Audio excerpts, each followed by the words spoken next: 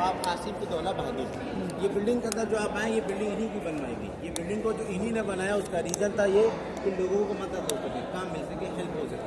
क्योंकि ये बिल्डिंग उस समय में बनी जब यहाँ पे एक सूखा अकाल था, जिससे यहाँ की जनता बेरोजगार थी, तो उनको उस समय काम देने के लिए, मदद करने के लिए बिल्डिंग बनाई। इन्हीं ने ये बिल्डिंग को बनवाया, काम के साथ साथ एक धार्मिक प्लेस, बल्कि ये कोई उनका महल या किला नहीं है। या आप सोच रहे होंगे शायद आप किले महल के अंदर हैं, तो ये बिल्डिंग कोई महल किला नहीं बल्कि एक दरगाह है जिसको इमामबाड़ा कहते हैं।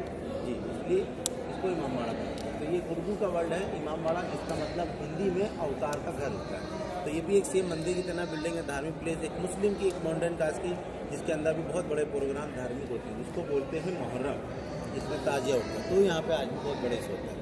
बट आपको ऐसा फील हो कि यहाँ पे राजा नवाब साहब रहते होंगे, तो ऐसा नहीं है। ठीक है, तो ये था इस बिल्डिंग को इनका बनाने का रीज़न कि इससे लोगों को पैसे भी मिलेगा हमेशा, और उस समय के लोगों को काम भी मिल जाएगा, मदद भी हो जाएगी, जिससे लोगों को मजबूरी नहीं का सामना करना पड़ेगा। मगर बिल्डिंग के जो आर्किटेक्ट चुने गए वो इतने टैलेंटेड थे कि उन्होंने इस कला से बिल्डिंग को बनाया कि ये बिल्डिंग आज इतिहास में चेंज हो गई, और आज ये पूरी दुनिया में बिल्डिंग फेमस जानी आती है इमामबाड़ा भूल भुलैया के नाम।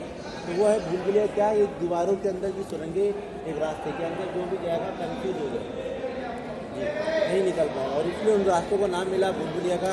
इसी से एक बिल्डिंग इतिहास में पूरी दुनिया में फेमस हुई है कि आज आप भी CBSE के अंदर करें। तो यही उस कैंपस की सबसे बड़ा इतिहास है कि आज पूरे हिंदुस्तान की ये पहली बिल्डिंग है, एक पहला ऐतिहासिक कैंपस है जो एक धार्मिक प्लेस, एक घूमने को जगह है। ठीक है, ये देखिए यहाँ पर जो इसको हिंदी में सिंहासन कहते हैं, उर्दू ज़बान में मिंबर रसूल कहते हैं। इसमें आज भी यहाँ के आके किसी को बैठते धार्मिक कथा इसके देते हैं।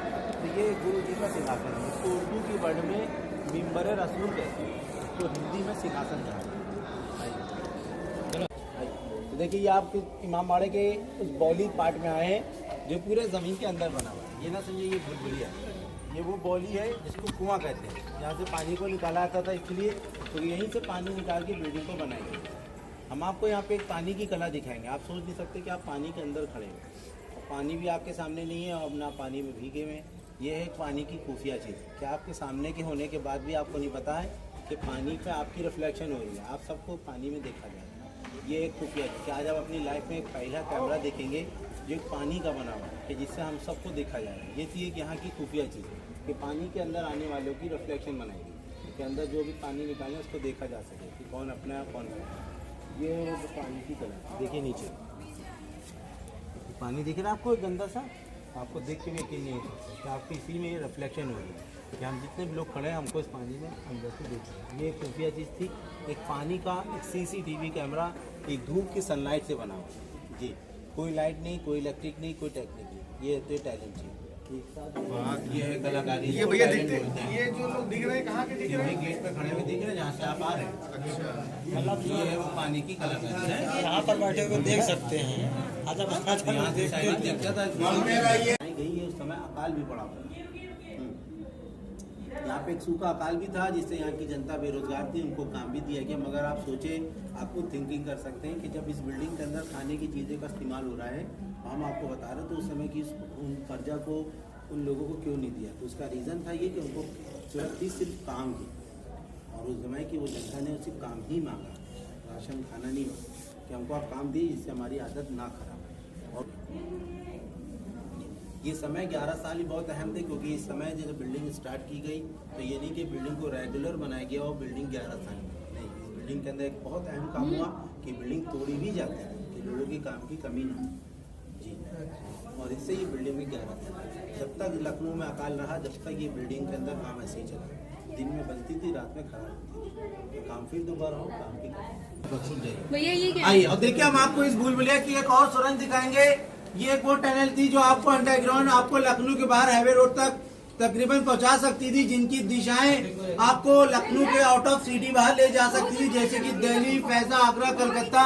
अब आप अगर इन सुरंगों में इस लालच से आप अंदर जाएंगे तो ये आपके लिए लालच बुरी बला बन सकती है, क्योंकि इसमें जाने के बाद आने की कोई गारंटी नहीं है। क्यों नहीं है? इसका रीजन ये क्योंकि इसके पास इन टनल का कोई भी नक्शा नहीं है जो आपको दिया जाए जिससे आप अंदर जा सके। तो अंग्रेज जब अंदर घुसे तो उन्होंने यही गलती करी कि खजाने की लालच में अंदर घुस गए, जो नहीं निकल पाए, कंफ्यूज हो गए, इसलिए उनको खतरा हुआ और वो नहीं निकल सके। इसीलिए ये सुरंगों को 1960 के समय में बंद कर दिया गया कि कोई भी अंदर ना जा सके। इसलिए गेट आज भी खुला हुआ है कि आप देख के यकीन कर सकोगे, मगर सुरंग को अंदर से बंद कर दिया गया है इसीलिए, क्योंकि अगर कोई अंदर उतर भी जाएगा तो सेफ रहेगा, वो वापिस आ सकता है, अंदर खोएगा नहीं। तो ये वो आपकी खतरे की सुरंगें थी जिसमें जाने के बाद आने की कोई गारंटी नहीं थी। ये एक वो सुरंग है जिसके अंदर आप मौजूद हैं, चल रहे हैं, ये कंफ्यूजिंग करते हैं, एक भुलाएंगी मगर आप निकल सकते हैं, इसको कहते हैं भूल भुलैया। ठीक है, तो आप एक दीवार के अंदर है, सेफ है, जमीन के अंदर सेफ नहीं थे, इसलिए इनको बंद करा गया है।